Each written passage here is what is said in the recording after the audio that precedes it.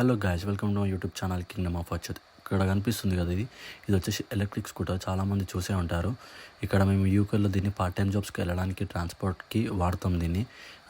ఇది బ్యాటరీతో రన్ అవుతుంది. ఇది ఛార్జ్ చేయడానికి కనీసం ఒక 6 to 7 hours టైం పడుతుంది. డైలీ వెళ్తాం కాబట్టి మేము డైలీ ఛార్జ్ చేస్తాము. అసలు ఇది రన్ చేస్తుంటే చాలా స్మూత్గా వెళ్తుంది. అసలు స్టార్ట్ అయినట్టు కూడా తెలియదు. దీనికి ఒక లైట్ కూడా ఉంటుంది. ఇది డ్రైవ్ చేయాలంటే దీనికి లైసెన్స్ ఏం అవసరం లేదు. అసలు చూడండి ఎంత స్మూత్గా వెళ్తుందో. చాలా బాగుంటుంది అసలు ఇది.